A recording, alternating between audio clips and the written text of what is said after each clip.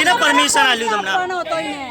ચોરી કર્યું તો તમારે પોલીસને બોલાવીને હાથો આપવાનો હતો. તમારે અંદર પોલીસ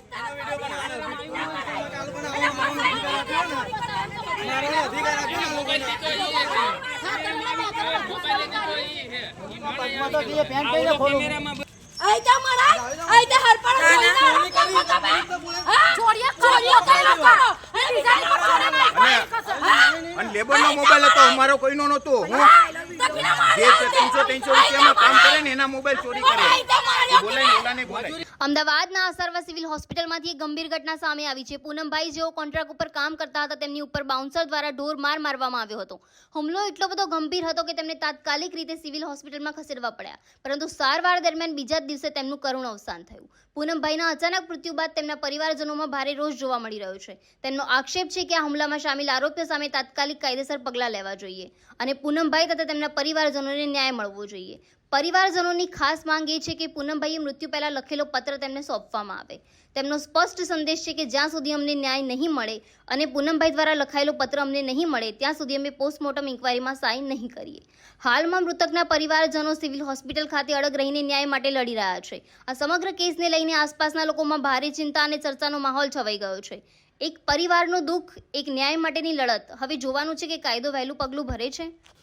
અમદાવાદના અસરવા સિવિલ ખાતે એક ઘટના સામે આવી છે, જેમાં કોન્ટ્રાક્ટ બેઝ ઉપર કામ કરતા પૂનમભાઈને અહીંના બાઉન્સરો દ્વારા ખૂબ માર મારવામાં આવ્યો છે. તો ચલો એમના પરિવારજનો સાથે વાતચીત કરીને જાણીએ કે સમગ્ર મામલો શું છે. તમે પૂનમભાઈના શું થાવ છો? ઘરવાળી.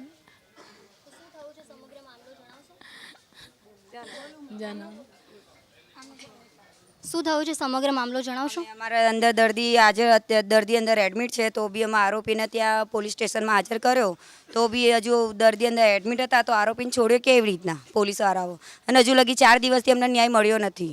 અને અત્યારે બી એમ કહે છે કે તમે અત્યારે સહી કરી દો પીએમમાં, હું તમને ન્યાય આપીશ. અત્યારે પીએમ અમારા બાઈ ધરતા હોય તો અમે પીએમમાં સહી કરી દઈએ, પછી અમારે જે ન્યાય નહીં હાલે તમે ત્યાં લગી બોડી હટાવશે. આ સમગ્ર મામલા કેટલા દિવસથી ચાલી રહી છે? અત્યારે 5 દિવસ થઈ ગયા, નાઇટ દિવસ 1 થઈ ગઈ. અમારી કંઈ પોલીસવાળા કંઈ કાર્યવાહી કરવામાં આવી નથી હજુ, અને ક્યાંય અમને હજુ ન્યાય આપ્યો નથી. કમિશનર ઓફિસ જઈ આવ્યા, પોલીસ સ્ટેશન જઈ આવ્યા, બધે અમે જઈ આવ્યા, પણ અમને ક્યાંય ન્યાય મળ્યો નથી હજુ. અને ત્યાં મૃતકના એમના સારી થવું છું, એમને મારા જીજાજી છે. મને હું એટલું જ કહેવા માગું છું કે મારી બેનને કોઈ આગળ પાસે છે ને, હવે સાસુ સસરા નહીં, કોઈ નહીં. અમારે ખાલી એનો ન્યાય જો, 2 છોકરાઓનું કોણ ને એનું કોણ, બીજું અમને ન્યાય આપો બસ. હું યુવા સામાજિક કાર્યકર્તા સાહિલ આગજા, મારી ટીમ સાથે હું કાલ રાતથી સ્પોટ ઉપર હાજર છું. આ ફેમિલી સાથે મોટી ઘટના બની ચૂકી છે. કાલ રાતની આ ફેમિલી પોલીસથી ક્યાંક ને ક્યાંક અસંતુષ્ટ છે. કાલ રાત્રે આ લોકો દ્વારા પોલીસને ઇન્ફોર્મ કરવામાં આવ્યું હતું કે તાત્કાલિક સામેવાળા લોકોની ધરપકડ કરો, પણ છતાં પોલીસે બાંયધરી આપી હતી કે જઈએ અમે કરીએ છીએ, પણ એવું કંઈ થયું નથી. અને અત્યારે પણ આ લોકો પીએમમાં મોકલવાના છે, તો આ લોકોની નોર્મલી માંગ એવી જ છે કે જો પીએમ પછી આ લોકો પર લીગલ કાર્યવાહી નહીં થાય, કે આ લોકોની ધરપકડ કરવામાં નહીં આવે, તો અમે બોડી સ્વીકારીશું નહીં. અને આ લોકોના મૃતક જે છે એમને જીવિત જે કાગળ લખેલ છે તે પોલીસે કે હોસ્પિટલે ફેમિલીને સોંપ્યો નથી. તો ક્યાંક ને ક્યાંક આ લોકો હોસ્પિટલ અને પોલીસ બંનેથી અસંતુષ્ટ છે. આ લોકોને કહેવું એવું જ છે કે જલ્દીથી જલ્દી એ કાગળ અમને બતાવવામાં આવે કે જેની અંદર શું લખાણ હતું. પ્રકાશ છે, હું સમર્પણ સેવા ટ્રસ્ટ ચલાવું છું, અને આ મેસેજ અમને આજે જ મળ્યો છે. અને આ મેસેજ મળતાની સાથે અમે અત્યારે પીએમ રૂમ અસારવા પીએમ રૂમે પહોંચ્યા છીએ. હવે આની અંદર અમે એમની કારણ જાણ્યું છે એમના પરિવાર દ્વારા, તો એમનું એમ કહેવાનું છે કે જે છોકરાને કોઈ ગુનાહિત કૃત્ય કર્યું નથી, એમ છતાં એને એટલો ઢોર માર માર્યો છે કે એનું એ મારથી જ એનું મૃત્યુ બી થયું છે.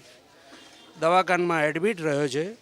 એમ છતાં આ લોકોની માંગણી વારંવાર હતી કે જે લોકોએ માર્યો છે, જેના દ્વારા એને મારવામાં આવ્યો છે, કે કોઈ ઉપરવાળાએ કહ્યું છે કે આને આ રીતે મારો, એ બધાની ઉપર જે કાયદેસરની કાર્યવાહી થવી જોઈએ એ પોલીસે કરી નથી. ને પોલીસથી આખું પરિવાર અને એમનો આખું સમાજ અને અમે પણ નારાજ છીએ કે આ ખોટું કરી રહ્યા છે. જે એક્શન લેવી જોઈએ તરત લેવાની હોય, એની મરવાની રાહ ના જોવાની હોય. એમ છતાં હજુ સુધી પોલીસ સ્ટેશનમાં કોઈ જ કહેતા કોઈ એમના નામનું એફઆઈઆર કે કશું ફાટ્યું નથી. તો એ તાત્કાલિક એફઆઈઆર ફાટે અને પોલીસ અંદર ગુનેગાર છે કે સિવિલવાળા છે કે આ મારવાવાળા છે કે મારવાવાળાનો કોઈનો ઇશારો થયો છે, એ બધું જ સામે આવે ત્યારે એમને સંતુષ્ટિ મળશે. અને એમનું અત્યારે એવું કહેવું છે કે અમે પીએમમાંથી લાશ લઈ જવાના નથી જ્યાં સુધી અમને પૂરેપૂરી બાંયધરીને બધું જ નહીં આપે ત્યાં સુધી. ગયેલા નોકરી પરથી પાછા ઘેર આવતા હતા, પકડીને 500 બેડના ગેટથી લઈ ગયા, લઈ ગયાના પકડીને અંદર પૂરીને માર્યા. બહુ 2 વાગ્યાથી મારવાનું ચાલુ કર્યું તો 6 વાગે છોડ્યા મારીને. અને એમને હજુ પકડવામાં પાછા અમે ગયા તો મારા ઘરવાળાને દાખલ કર્યો છે અને એમને કંઈ ન્યાય મળ્યો નથી. અને જે હતા ને અંદર મારવાવાળા સામેલ એમને પાછા પોલીસવાળાઓ પકડીને પાછા છોડવામાં આવ્યા છે. અને મને કાંઈ ન્યાય મળ્યો નથી. તમે અમારે ન્યાય જોઈએ છે તો અમને આટલી મદદ કરજો. એ બારસી હેણિયા આવતા હતા, 1200 બેટના ઝાંપાની બારસી. તો એને 3-4 જણા થઈને એને પકડી લાયા, રિક્ષામાં ઘાલીને અહીં લાવીને અંદર લાવીને અંદર માર્યો. એના હાથ પગ બાંધ્યા, એના પગ બાંધ્યા અને પછી એને ઊંધો કરીને અને જાડા પ્લાસ્ટિકના દંડેસીને માર્યો સાહેબ. અને એને બહુ રામ બસેરામાં એને અંદર લઈ જઈને માર્યો સાહેબ. અંદર સુમસામ જગ્યા છે, તમે જુઓ તો તમે વિચાર કરો એવું છે સાહેબ. એને 2 વાગ્યાથી મારવાનું ચાલુ કર્યો તો 6 વાગ્યા સુધી સાહેબ. અને અત્યારે અમે અહીં ગાડી જમીને ખાવામાં બી કાંક દવા મેકીને આલી તો સીધો ઘેર આવ્યો. અમે જોયું કે શું થયું તો કે મને બહુ માર્યો. તો મેં કહ્યું ચલો બતાવો. તો અહીં લાયા સાહેબ, અમે બતાવ્યો એને. તો અમે અહીં ગાડી 108 બોલાવી, પછી અમે પોલીસ બોલાવી, અહીં ગાડી ડબ્બો બોલાવ્યો અમે પોલીસનો. પછી આ ઇન્કવાયરી થઈ, એ ભાઈને બી પકડીને લાયા અમે. ભાઈએ કબૂલ બી કર્યું કે મેં માર્યો છે સાહેબ. અને સાહેબ પણ કયા બારામાં માર્યો આને, શું આને ગુનો કર્યો, ગુનો બતાવો અમને. નાના 2 છોકરા છે, અમે આનું કઈ કાર્યવાહી કરો સાહેબ તમે. પોલીસ વાળા તો કઈ કર્યું નહીં, અંદર જઈને છોડી મૂક્યો.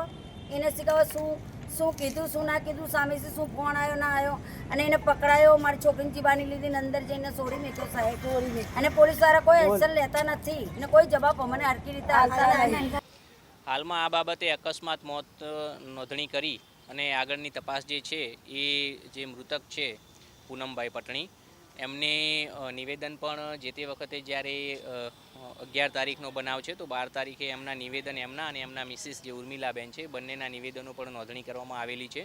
જે બાઉન્સરો દ્વારા મારવાની હકીકત છે તે તેમના નિવેદનોમાંથી જ ઉપસ્થિત થયેલી છે અને તે એમને દ્વારા જાણવા મળેલ છે. જે બાબતે મૃતક જનારનું પેનલ ડૉક્ટરથી પીએમ કરાવવામાં હાલ પ્રોસેસ ચાલુમાં છે અને વિડીયોગ્રાફી સાથે પીએમ કરાવી અને જે એમના રજૂઆત મળેલ છે કે ભાઈ આ રીતે એમના મારવાથી મૃત્યુ થયેલ છે તો તે બાબતે ખૂબ જ ઊંડાણપૂર્વક તપાસ કરી અને જે કંઈ પણ સત્ય છે એને ઉજાગર કરી અને જે કોઈ આરોપીઓ છે એની વિરુદ્ધમાં કાયદાકીય કાર્યવાહી કરવામાં આવશે.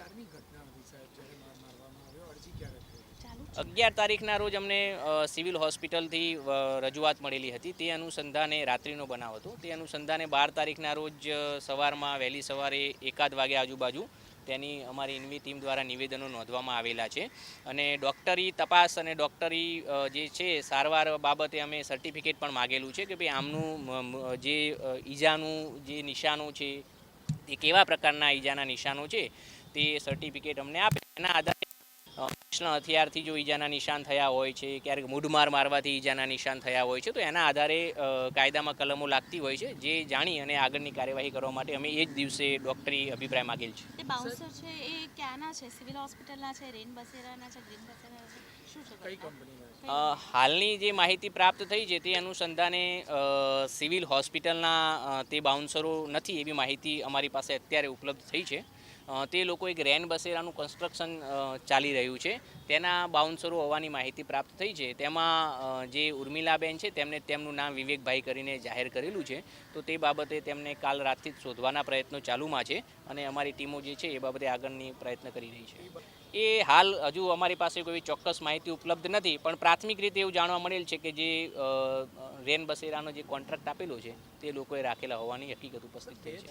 બિલકુલ આપની સાચી વાત છે. જે દિવસે અમને જે 112 દ્વારા માહિતી મળી હતી એના વિધિન 2 કલાકની અંદર જ અમારી ટીમ દ્વારા મૃતક પૂનમભાઈ તેમજ એમના મિસિસ ઉર્મિલાબેનનું નિવેદન નોંધવામાં આવેલું છે અને એ આધારે જ અમે ડૉક્ટરશ્રીનો અભિપ્રાય માગેલો હતો.